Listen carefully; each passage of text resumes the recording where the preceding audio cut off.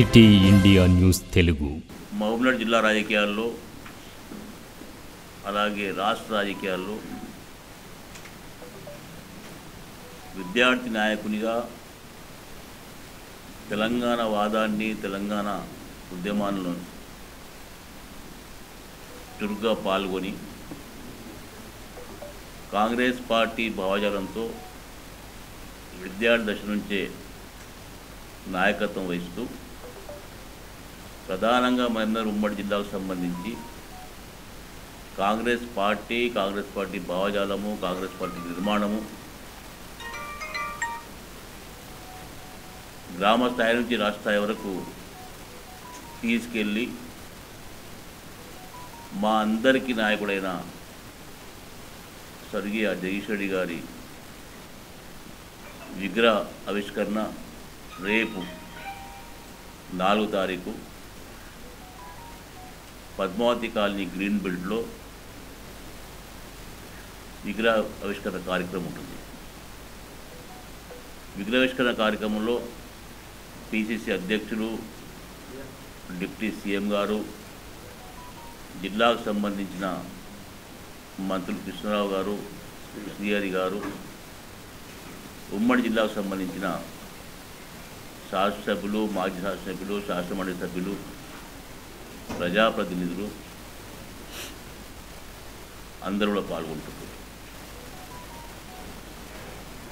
ఒక మహానాయకుని జ్ఞాపకార్థం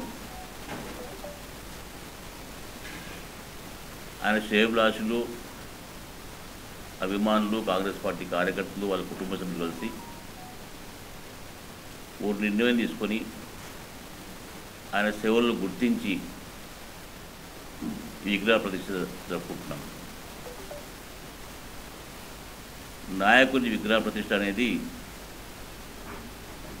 తరతరాలకు ఆయన చేసిన సేవలు, ఆయన చేసిన ప్రజా జీవితంలో పాత్ర, ప్రధానంగా కాంగ్రెస్ పార్టీ భావజాలము, ప్రజాస్వామ్యము అని ఎప్పుడు చెప్పేవాడు. భారతదేశంలో రాజకీయ పార్టీ ఎంత బలంగా ఉంటుందో ప్రజాస్వామ్యం ఎంత బలంగా ఉంటుందని చెప్పి ఆ రోజులు మాకు చెప్పేవాళ్ళు. నేను, నాతో పాటు ఉన్న చాలామంది ఇక్కడ ఆయనతో కలిసి పనిచేసే అదృష్టం మాకు దక్కింది. ప్రధానంగా విద్యార్థి దశలో మేము భావజాలం ఉంటే ఆ భావజాలం గురించి మాకు నచ్చజెప్పి, లేదు ఈ సమాజం కొరకు, దేశం కొరకు కాంగ్రెస్ పార్టీ ఒకటే ఓ పరిష్కారం అని చెప్పి ఆ రోజుల్లో దాదాపు 40 ఏళ్ల క్రితము మాకు బోధించి, మాకు ఒప్పించి కాంగ్రెస్ పార్టీ భావజాలం వైపు తిప్పిన నాయకుడు జగదీష్ రెడ్డి గారు. ఆయన ఎమ్మెల్సీగా, ప్రజాప్రతినిధిగా ఉమ్మడి జిల్లాకు సంబంధించి చాలా పెద్ద ఎత్తున కార్యక్రమాలు చేసింది. దాంతోపాటు టీడీపీ హయాంలో ఈ జిల్లాలో తాగునీటికి సంబంధించి ఉద్యమం రచించి కొల్లాపూర్ నుంచి నారాయణపేట వరకు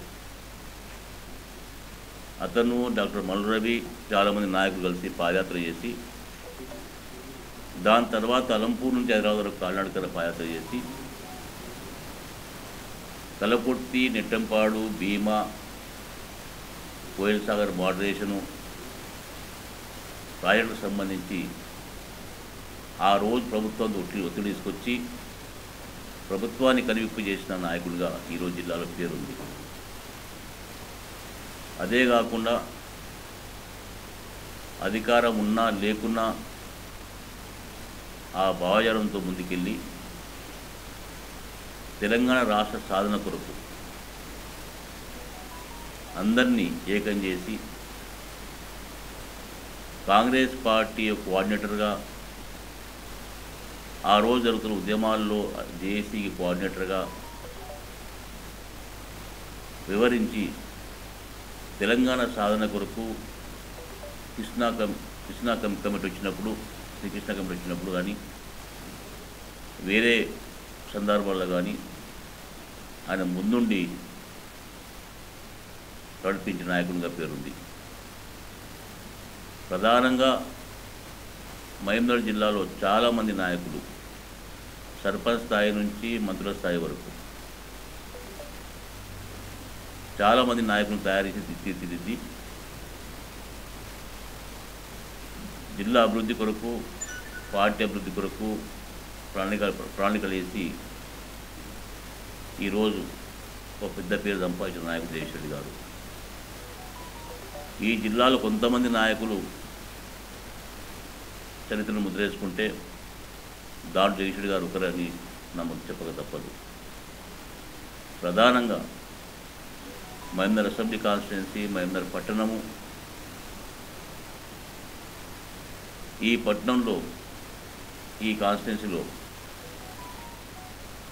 టికెట్ వచ్చినా రాకున్నా, అధికారం ఉన్నా లేకున్నా పార్టీ కొరకు సేవ చేసి పనిచేసిన నాయకుడిగా ఈ రోజున్న ఈ డీసీసీ ఆఫీస్ బిల్డింగ్ ఆ రోజున శ్రీనివాసరెడ్డి గారు, షాబుద్దీన్ గారు, ప్రకాశన్న గారు, శ్రీనివాసాచారి గారు, అబూబకర్ అఫ్సర్ గారు ఈ అంతా టీమ్గా ఏర్పడి ఖాదీ బోర్డులో ట్రస్టీగా ఉండి రాముడి చిచ్చను ఒప్పించి ఆ రోజు ఈ భూమిని బదలాయించేసి బిల్డింగ్ కట్టడానికి మల్లికార్జున గారిని ఆర్థిక సహాయం అడిగి ఈరోజు మనం కూర్చున్న పార్టీ దేవాలయం ఉందో ఆయన చేసిన నిర్మాణం తప్పదు. ఇవన్నీ దృష్టిలో పెట్టుకొని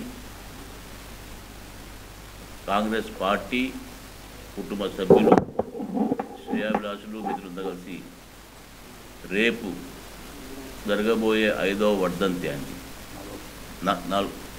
4వ వర్ధంతి, ఆ వర్ధంతి సందర్భంగా ఈ పట్టణంలో ఆయన విగ్రహం ఉంటే బాగుంటుందని చెప్పి ఆలోచన చేసి రేపు దాని ఆవిష్కరణ కార్యక్రమం పెట్టిండ్రు.